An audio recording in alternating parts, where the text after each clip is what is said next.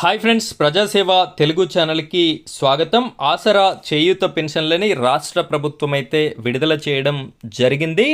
మార్చి నెలకి సంబంధించినటువంటి పెన్షన్ యొక్క డబ్బులనైతే రాష్ట్ర ప్రభుత్వం విడుదల చేసింది. ఇక్కడ ఈ నెల ఇచ్చేటటువంటి పెన్షన్ 4016 ప్లస్ 6016 రూపాయలు ఇస్తున్నారా, 4016 ప్లస్ 2016 రూపాయలు ఇస్తున్నారా అనేటటువంటి విషయాలతో పాటు అసలు పెన్షన్ ఏ రోజున స్టార్ట్ అవ్వడం జరిగింది, ఎప్పటి వరకు లాస్ట్ డేట్గా నిర్ణయించారు అనేటటువంటి విషయాలని కూడా మనం ఈ వీడియోలో చర్చించుకుందాం. అదేవిధంగా కొత్తగా పెన్షన్ల కోసం ఎవరైతే ఎదురు చూస్తున్నటువంటి ఆశావాహులు ఉన్నారో వారందరికీ కూడా రాష్ట్ర ప్రభుత్వం అయితే భారీ తీపి కబుర్ని తెలియజేయడం అయితే జరిగింది.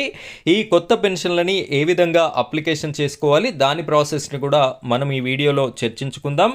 వీడియో చూస్తున్నటువంటి ప్రతి ఒక్కరు కూడా వీడియోని లైక్ చేయండి. ఆ వెంటనే వచ్చేటటువంటి హైప్ పాయింట్స్ కూడా వీడియోకి ఇస్తారని కోరుకుంటున్నాను.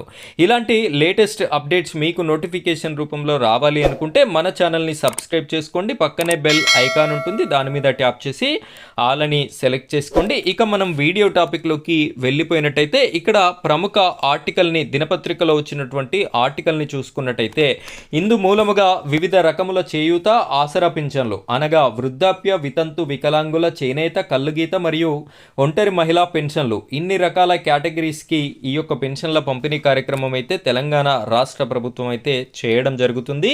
వీరందరికీ కూడా పత్రిక ముఖంగా తెలియజేస్తున్నది ఏమిటి అంటే 24/3 నెల 2026 నుండి 30వ తారీఖు 3వ నెల 2026 వరకు పెన్షన్లని బట్వాడా అంటే పంపిణీ చేయబడునని పోస్టల్ శాఖ నల్గొండ వారి వద్ద నుండి మనకి ఇన్ఫర్మేషన్ అయితే రావడం జరిగింది. సో ఈ యొక్క పెన్షన్దారులు ప్రతి ఒక్కరు కూడా గమనించవలసింది ఏమిటి అంటే నిన్నటి రోజున స్టార్ట్ అవ్వడం జరిగింది. 30వ తారీఖు వరకు అవకాశం అయితే ఉంది. కాబట్టి పెన్షన్ తీసుకునేటటువంటి ప్రతి ఒక్కరు కూడా మీ పెన్షన్ని పొందాలి అని చెప్పేసి మీకోసం అయితే నేను ఈ వీడియోని చేసి పెట్టడం అయితే జరుగుతుంది.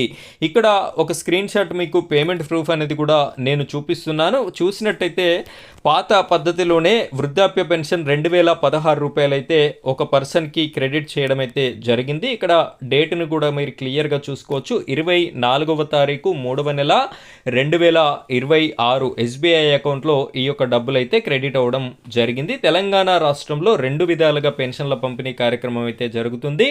కొన్ని జిల్లాలలో నేరుగా వారి యొక్క ఖాతాలలో జమ చేయడం జరుగుతుంది. కొన్ని జిల్లాలలో పోస్టల్ శాఖ సిబ్బంది ఈ యొక్క పెన్షన్స్ పంపిణీ గ్రామ పంచాయతీల ద్వారా వీటిని పంపిణీ చేయడం అయితే జరుగుతుంది.